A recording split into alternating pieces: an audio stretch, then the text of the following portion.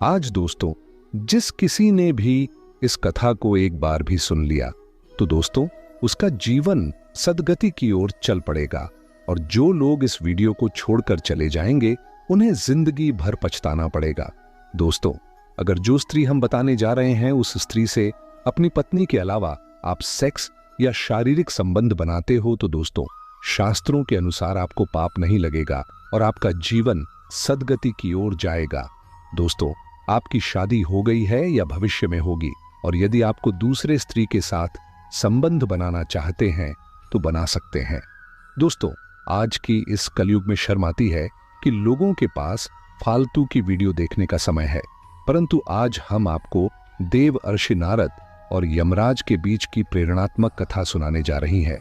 दोस्तों, पत्नी के अलावा इस एक स्त्री से संबंध रखना पाप नहीं होता है। दोस्तों, शास्त्रों के अनुसार कोई भी पुरुष पत्नी के अलावा इस एक स्त्री से शारीरिक संबंध बना सकता है। आइए दोस्तों, आपको इसे समझाने के लिए एक सच्ची कथा सुनाते हैं। दोस्तों, इस सच्ची कथा को ध्यानपूर्वक पूरा सुने। दोस्तों, एक बार देवर्षि नारद नारायण नारायण का जाप करते हुए अंतरिक्ष के मार्ग से यमलोक पहुंच जाते हैं। दोस्तों, यमलोक के देवता यमराज विशाल का सिंहासन पर विराजमान होते हैं। उनके पास चित्रगुप्त बैठे हुए होते हैं। तभी देवर्षि नारद उस स्थान पर पहुंच जाते हैं। देवर्षि नारद को आता देख यमराज उनका स्वागत करते हैं और उन्हें प्रणाम करते हुए कहने लगता है, दोस्तों नारद जी, आपके आगमन से यमपुरी धन्य हुई है। देव ऋषि नारद कहते हैं, हे मृत्यु और न्याय के देवता यमराज, आपको प्रणाम है। यमराज कहते हैं, अवश्य ही कोई महत्वपूर्ण कारण होगा। कृपया आप हमें बताने की कृपा करें कि आप किस प्रयोजन से आज यमपुरी आए हैं। तब नारद जी कहते हैं, हे धर्मराज, आप मृत्यु और न्याय के देवता हैं। तीनों लोकों के प्राणियों को उनके कर्मों के अनुसार दंड देने का कार्य आप करते हैं। आपके पास समस्त प्राणियों और चारों दिशाओं का लेखा जोखा रखा हुआ है। पापी मनुष्यों को आप नरक में डालते हैं और पुण्यात्मा मनुष्य को आप स्वर्ग में भेजते हैं। इसीलिए आपको मनुष्यों के सभी पाप और पुण्य कर्मों का ज्ञान है। मैं आपके पास एक विचित्र प्रश्न लेकर आया हूं। दोस्तों, कृपया आप मेरे इस प्रश्न का उत्तर दें। फिर यमराज कहते हैं, हे देवर्षि, आप सत्य कहते हैं। हमारे पास तीनों लोकों के प्राणियों का लेखा जोखा रखा हुआ है, क्योंकि प्रभु ने हमें यही कार्य सौंपा है। हम प्रभु के आदेश से ही मनुष्य के पाप और पुण्य कर्मों के आधार पर उन्हें दंड देते हैं। आपके मन में जो भी प्रश्न अथवा शंका है, आप निसंकोच होकर पूछिए। हम अपनी सामर्थ्य के अनुसार उनका समाधान अवश्य करने का प्रयास करेंगे। दोस्तों, तब देवर्षि कहते हैं, यमराज, शास्त्र कहते हैं कि एक पुरुष को केवल एक ही स्त्री से विवाह करना चाहिए, एक ही स्त्री से संबंध बनाना चाहिए। किंतु मैंने यह भी देखा है कि कुछ मनुष्य अनेक विवाह करते हैं, अनेक स्त्रियों से संबंध रखते हैं। क्या यह पाप नहीं है? क्या ऐसे मनुष्यों को नरक में डाला जाता है? इस पर शास्त्र क्या कहते हैं? क्या कोई मनुष्य अनेक स्त्रियों से विवाह कर सकता है? कृपया आप मेरी इस शंका को दूर करें। यमराज कहने लगते हैं कि देवर्षि, आपने समस्त मानव जाति के कल्याण के लिए उचित ही प्रश्न किया है। दोस्तों, हम आज के इस युग की बात करें तो जब पति पत्नी एक दूसरे की शादी के बंधन में बंध जाते हैं और एक साथ रहने की कसम खाते हैं, दोस्तों यह कसम आज के इस आधुनिक जमाने में हर कोई पंडित के सामने लेता ही है, परंतु आज के इस जमाने में कसम जो एक दूसरे के पति पत्नी के समय, शादी के समय ली जाती है, वह एकमात्र कसम ही रह गई है।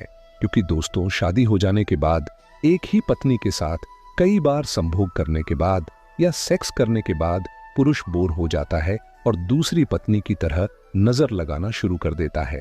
और आज के इस जमाने में हर एक पुरुष शादीशुदा बस यही फर्क नहीं घूमता रहता है कि इस ओर से और संबंध बना लो, फिर सोचता है एक और अच्छे संबंध बना लो। ऐसे करते करते उसका मन किसी भी औरत के साथ नहीं लगता है। बस उसके मन में एक नई नई औरतों के साथ हवस बुझाने का ही मन बना रहता है। परंतु दोस्तों, एक ही स्त्री ऐसी होती है कि अगर आप उसके साथ पत्नी के होते हुए भी संबंध बनाते हैं, शारीरिक या सेक्स करते हैं, तो दोस्तों शास्त्रों के अनुसार आपको पाप नहीं लगेगा। दोस्तों, संसार में मनुष्य एक से अधिक विवाह कर सकता है या नहीं, इसका उत्तर देने से पूर्व मैं आपको एक कथा सुनाता हूं। इस महान कथा में आपको सभी प्रश्नों के उत्तर मिल जाएंगे, इसलिए आप इस कथा को ध्यान से जरूर सुनें। जो भी इस कथा को ध्यान से सुनता है, मैं उसके 32 अपराध माफ करता हूं। फिर नारद जी कहते हैं, हे धर्मराज, आप उस कथा को कहिए, मैं उसे ध्यान से पूरा सुनूंगा। तब यमराज नारद जी को वह महान कथा सुनाते हैं। प्राचीन काल की बात है, मध्य देश में एक अत्यंत शोभायमान नगरी थी। उस नगरी के एक अत्यंत गुणवान, बलवान और रूपवान राजा थे, जिनका नाम था धर्मपाल। महाराज धर्मपाल एक न्यायप्रिय राजा थे। उनकी प्रजा उनके न्याय से अत्यंत संतुष्ट रहा करती थी। राजा भी अपनी प्रजा का अच्छी तरह से देखभाल करते हैं, प्रजा का सभी का अच्छी तरह से ध्यान रखते थे। महाराजा की सुकन्या नाम की पत्नी थी, जो अत्यंत सुंदर, गुणवान, चरित्रवान और पतिव्रता नारी थी। महाराज धर्मपाल और रानी सुकन्या बहुत ही दयालु स्वभाव के थे।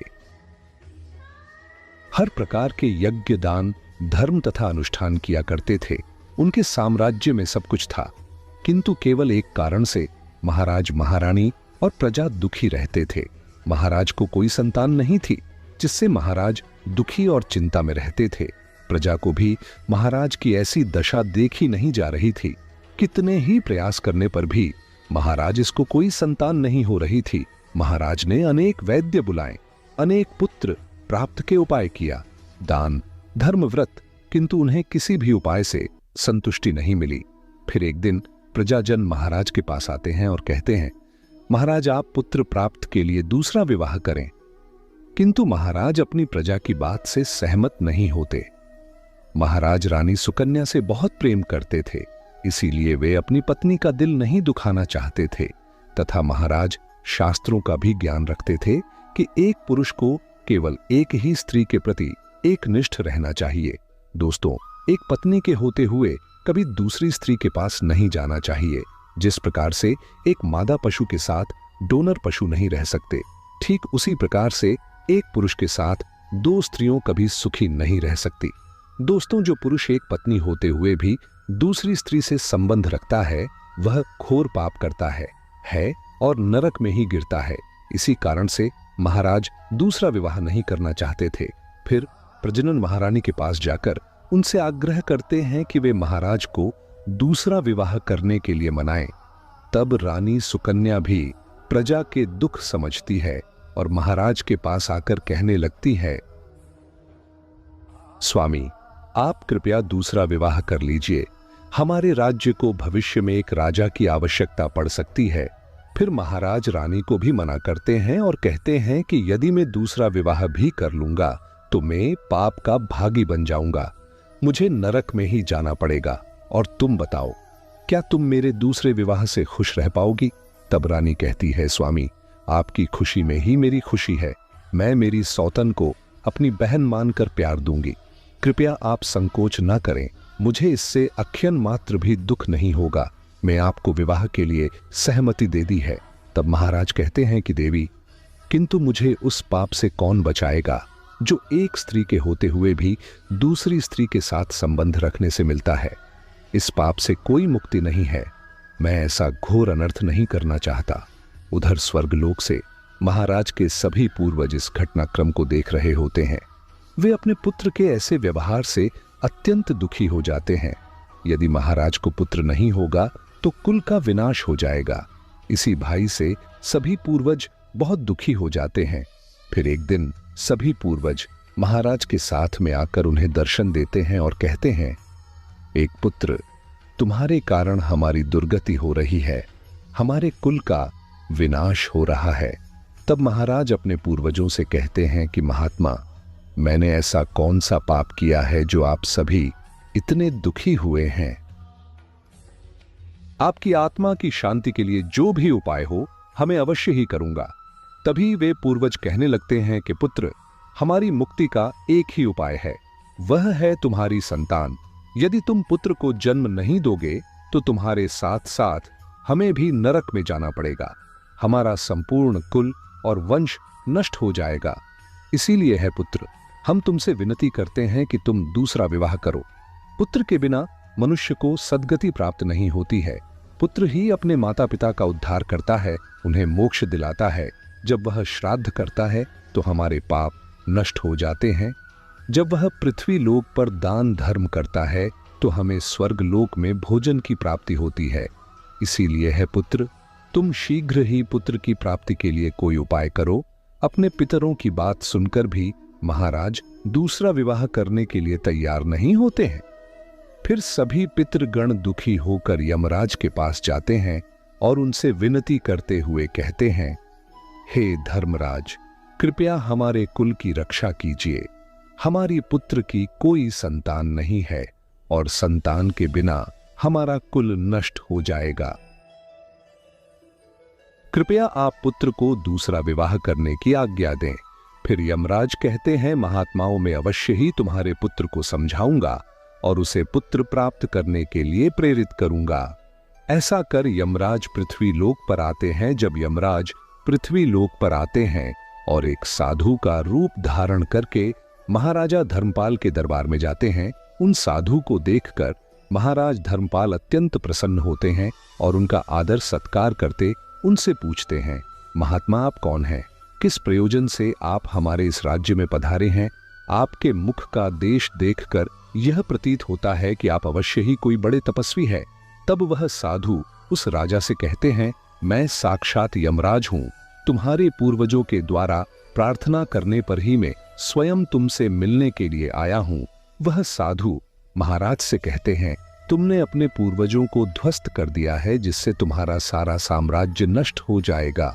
पुत्र के बिना तुम्हारी दुर्गति हो जाएगी, तुम्हें कभी मोक्ष की प्राप्ति नहीं होगी।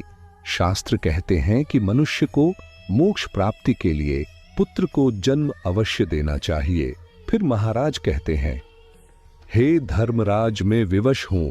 मैं दूसरा विवाह करके पाप का भागीदार नहीं बनना चाहता। इससे अच्छा है कि मैं पुत्रहीन होकर जीवन व्यतीत करूं। यमराज कहते हैं, बस तुम्हारी न्यायप्रिय आचरण से और अपनी पत्नी के प्रति एक निष्ठा को देखकर मैं अत्यंत प्रसन्न हूं, किंतु है धर्मपाल एक मनुष्य दूसरा विवाह अवश्य कर सकता है। इसमें कोई पाप नहीं है। यदि किसी पुरुष की पत्नी उसके दूसरे विवाह के लिए सहमति दे दी है तो वह पुरुष दूसरा विवाह निश्चित ही कर सकता है। इसमें कोई पाप नहीं है। दोस्तों, शास्त्र कहते हैं कि यदि एक पत्नी से पुत्र की प्राप्ति नहीं होती है और उसकी पत्नी उसे दूसरा विवाह करने की अनुमति देती है तो उसे दूसरा विवाह करने में संकोच नहीं करना चाहिए। साक्षात यमराज के द्वारा ऐसे वचन सुनकर महाराज अति प्रसन्न हो जाते हैं और यमराज को धन्यवाद देते हैं। फिर यमराज उस स्थान से अंतर्ध्यान हो जाते हैं। महाराज धर्मपाल अपनी पत्नी सुकन्या के पास जाते हैं और उसे दूसरा विवाह करने की अनुमति मांगते हैं तो महारानी सुकन्या उन्हें दूसरा विवाह करने की अनुमति दे देती है। तब महाराज दूसरी स्त्री से विवाह कर लेते हैं, जिससे उन्हें सुंदर पुत्र रत्न की प्राप्त होती है और उधर स्वर्ग लोक में सभी पूर्वज भी आना विदित हो जाते हैं। दोस्तों, शास्त्रों पुराणों में बताया गया है कि मनुष्य धरती पर रहकर जो भी अच्छे या बुरे कर्म करते हैं उन सभी कर्मों का लेखा जोखा मृत्यु के बाद होता है और उसके अनुसार सजा और पुनर्जन्म मिलता है।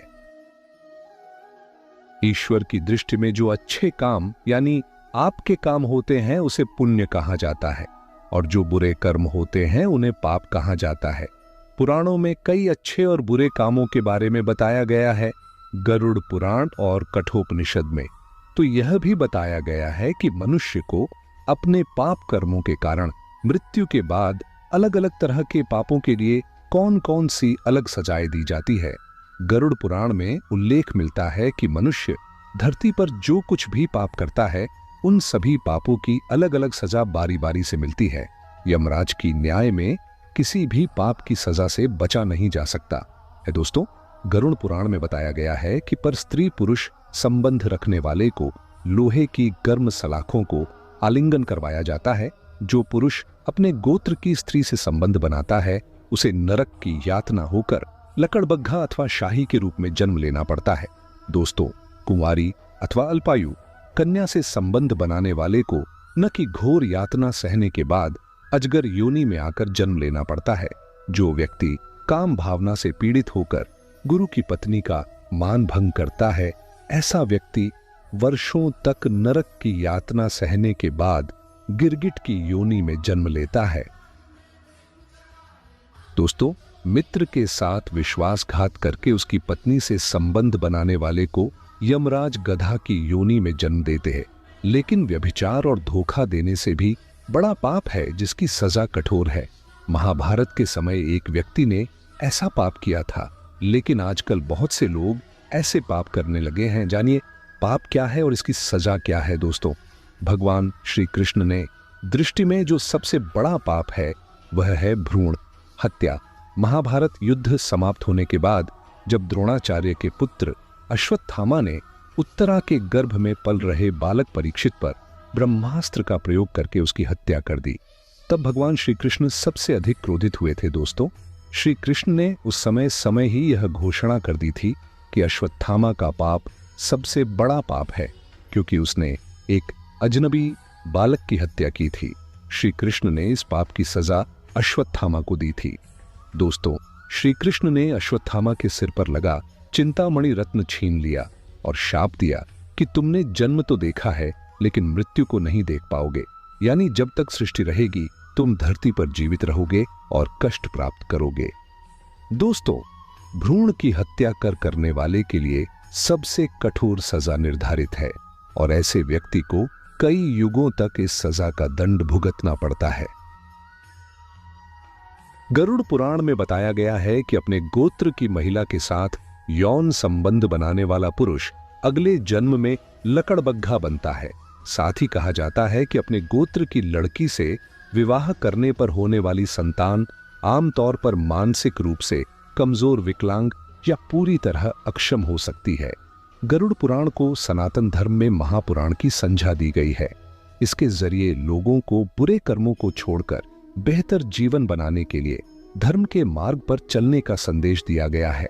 गरुड़ पुराण में सही और गलत कर्मों की व्याख्या भी की गई है और उनके आधार पर यह बताया गया है कि किस पाप के लिए व्यक्ति को मृत्यु के बाद कौन सी सजा मिलती है।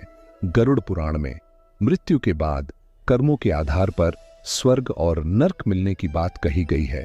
दोस्तों, एक बार अर्जुन ने भगवान से पूछा, मनुष्य न चाहते हुए भी क्यों पाप करता है और पाप का फल भोगने के लिए नरकों में, जेल में 84 लाख योनियों में जाता है। भगवान ने उत्तर दिया, कामना मनुष्य से पाप कराती है और कामना से उत्पन्न होने वाला क्रोध और लोभ यही मनुष्य को पाप में लगाते हैं और पाप से दुखी होता है, दुर्गति में जाता है। दोस्तों, मनुष्य के मन में, इंद्रियों में, बुद्धि में, अहम में और विषयों में कामना का वास होता है। कामना ही मनुष्य की बारी है, पतन का कारण है। ज्ञान रूपी तलवार से इसका भेदन करना चाहिए। मनुष्य के कर्म बंधन का कारण बनते हैं, लेकिन वही कर्म दूसरों के हित के लिए किए जाते हैं तो मुक्त करने वाले बन जाते हैं। अपने लिए करें, स्वार्थ से करें, कामना से करें तो वही कर्म बंधन है, आफत है, भोग है। और दूसरों के लिए करें, निष्काम भाव से करें, प्रेम से करें तो वही कर्म मुक्ति का, आनंद का, योग का कारण बनते हैं। दोस्तों, दूसरों के लिए कर्म करना ही यज्ञ है। गीता में अनेक प्रकार के यज्ञ बताए गए हैं। दूसरों के हित में समय, संपत्ति, साधन लगाना द्रव्य योग्य है। परमात्मा की प्राप्ति के उद्देश्य से योग करना योग यज्ञ है। इंद्रियों का संयम करना संयम यज्ञ है।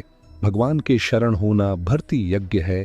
शरीर से असर हो जाना, अपने आप को जानना ज्ञान यज्ञ है, जो सारे यज्ञों में सर्वश्रेष्ठ है। दोस्तों, क्योंकि इससे सब कर सकते हैं और इसमें कोई खर्चा भी नहीं है। ये मुक्ति का सीधा मार्ग है। सत्संग से जो विवेक प्राप्त होता है, विवेक ही इस यज्ञ की सामग्री है। श्रद्धा, उत्कर्ष, अभिलाषा, इंद्रिय संयम इस यज्ञ के उपकरण है। हमें ज्ञान यज्ञ में अपनी कामनाओं की आहुति डालकर जीवन मुक्ति का फल प्राप्त करना है।